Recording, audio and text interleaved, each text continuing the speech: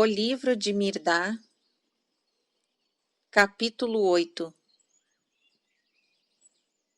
Os 7 buscam Mirdá no ninho da águia. Eles o adverte de nada fazerem no escuro. Narrativa de Naronda. Nesse dia, Micaion e eu não comparecemos às devoções matinais. Shamadã notou a nossa ausência, e tendo sabido de nossa visita noturna ao mestre, ficou grandemente aborrecido. Não demonstrou, porém, o seu aborrecimento, guardando a demonstração para outra oportunidade. Os demais companheiros ficaram muito intrigados com o nosso comportamento e logo quiseram saber qual a sua razão. Alguns pensaram que havia sido o mestre que nos aconselhara a não orar. Outros fizeram curiosas conjecturas sobre a sua identidade, dizendo que ele nos havia chamado à noite para dar-se a conhecer somente a nós. Ninguém acreditava que ele fosse o clandestino. Todos, porém, queriam vê-lo e inquiri-lo sobre muitas coisas. Tinha o mestre, por costume, depois de terminar os seus serviços na arca, passar as horas na gruta que ficava em frente ao abismo negro, gruta essa que nos era conhecida pelo nome de Ninho da Águia. Lá o fomos procurar, todos nós, menos Shamadã. Na tarde desse dia, e o encontramos em profunda meditação. Seu rosto estava iluminado e mais ainda resplandeceu quando, ao levantar os olhos, nos viu. Mirdá fala: quão rapidamente encontrastes o vosso ninho. Mirdá se regozija em vós. Fala de Abimar: a arca é nosso ninho. Como dizeis que esta gruta é o nosso ninho? Mirdá responde: a arca já foi um ninho. Abimar: e agora o que é?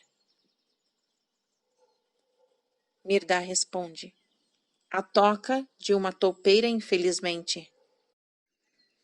Abimar responde: então são 8 toupeiras felizes, e com Mirdá são 9.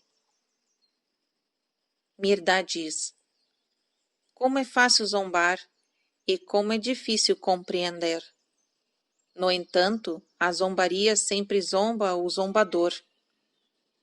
Por que fazer trabalhar a língua em vão? Abimar fala: sois vós que zombais de nós ao nos chamar de toupeiras. Desde quando merecemos este apelido? Não temos conservado aceso o fogo de Noé? Esta arca, que foi antigamente um abrigo para um punhado de mendigos, não foi transformada por nós em um local mais rico do que o mais rico dos palácios? Não lhe ampliamos as fronteiras até se haver tornado um poderoso reino? Se somos toupeiras, seremos então toupeiras mestras. Mirdá responde: está aceso o fogo de Noé, mas somente no altar.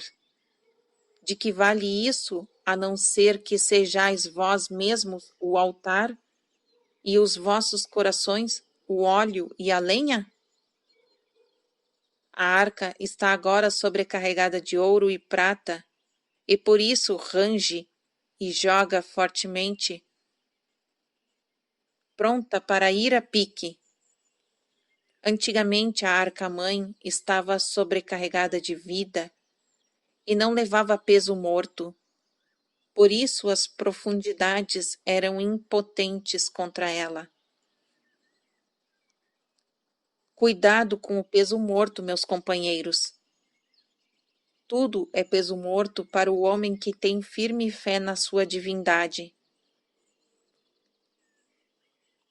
Ele se mantém no mundo, porém não lhe carrega o peso, pois o homem é preso por tudo aquilo que se agarra. Deixais de agarrar as coisas, e elas não vos prenderão as suas garras. Não ponhais preço às coisas, pois a menor delas tem um valor inestimável. Vós ponde preços a um pão. Por que não dar um preço ao sol, ao ar, à terra, ao mar, ao suor e à engenhosidade do homem, sem os quais não haveria pão? Não ponhais preços às coisas alguma, se não quiserdes marcar um preço para as vossas vidas. A vida do homem não é mais cara do que aquilo que lhe é mais caro.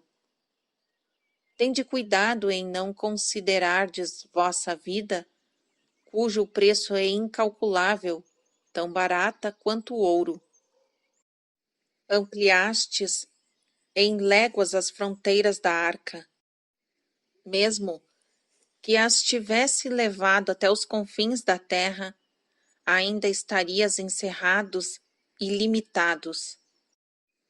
Mirdá gostaria de ver-vos cingidos e cobertos com o infinito.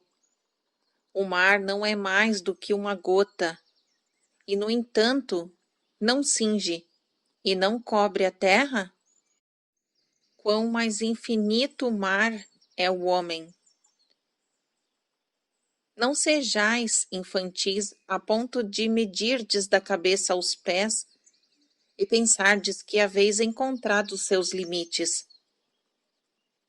Podeis ser mestres topeiras, conforme disse Abimar, mas somente como as topeiras que trabalham nas trevas. Quanto mais trabalhado é o labirinto, mais longe do sol está a sua face. Conheço os vossos labirintos, Abimar. Vós sois um punhado, como dissestes, supostamente desligado de todas as tentações do mundo e consagrados a Deus. No entanto, sinuosas e escuras são as veredas que vos ligam ao mundo. Não escuto as vossas paixões sibilarem ou se agitarem? Não vejo as vossas invejas rastejarem e se contorcerem sobre o próprio altar de vosso Deus? Podeis ser um punhado, mas ó, quantas legiões há nesse punhado! Fosseis vós realmente as toupeiras mestras que dissestes ser, e de há muito tereis feito um túnel, não só através da terra, mas também através do sol e de todas as outras esferas que giram no firmamento. Deixais que as toupeiras cavem suas escuras veredas com o focinho e as patas. Vós não precisais mover uma pestana para encontrardes a vossa estrada real. Sentai-vos neste ninho e deixai que a imaginação trabalhe. Ela é o vosso divino guia para os maravilhosos tesouros do seu ser, que é o vosso reino. Segui o vosso guia com os corações fortes e impávidos. Suas pegadas estejam elas nas mais distantes estrelas. Vos servirão de sinal e certeza de que já lá fostes plantados, pois não podeis imaginar coisa alguma que não sejas parte de vós. Uma árvore não se pode espalhar além de suas raízes. O homem, porém, pode espalhar-se até o infinito, pois tem nela as suas raízes. Não determine limites para as vós. Espalhai-vos até não haver regiões em que não estejais. Espalhai-vos até que o mundo todo esteja onde quer que estejais. Espalhai-vos até encontrardes Deus onde quer que vos encontreis. Espalhai-vos, espalhai-vos. Nada façais nas trevas, supondo que as trevas são um manto impenetrável. Se não vos envergonhais de ser homens cegados pelas trevas, envergonhai-vos, ao menos, de ser como morcegos e o vagalume. Não há trevas, meus companheiros. Há graus de luz que satisfazem as necessidades de todas as criaturas do mundo. Vosso dia claro é crepúsculo para a fênix. Vossa noite fechada é dia claro para a rã. Se as trevas podem ser descobertas, como poderão elas servir de coberta ao que quer que seja? Não procurais encobrir coisa alguma. Se nada revelar os vossos segredos, eles serão revelados pela cobertura. Não mostra a tampa o que está na panela? Maldita seja a panela, cheia de serpentes e vermes, quando a tampa é removida. Em verdade vos digo, nenhum alento sai de vossos pulmões que não se espalhe aos quatro ventos, ao último alento dos vossos peitos. Nenhum olhar deixa os olhos que não leve consigo todo o olho, sua cobiça e o seu medo, seus sorrisos e suas lágrimas. Nenhum sonho jamais entrou por porta alguma que não batesse primeiro a todas as outras portas. Tende, pois, cuidado em como olhais.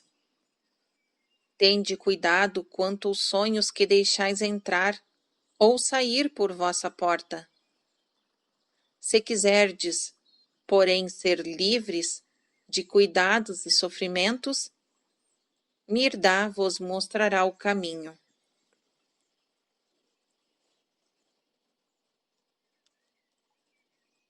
Fim do capítulo 8.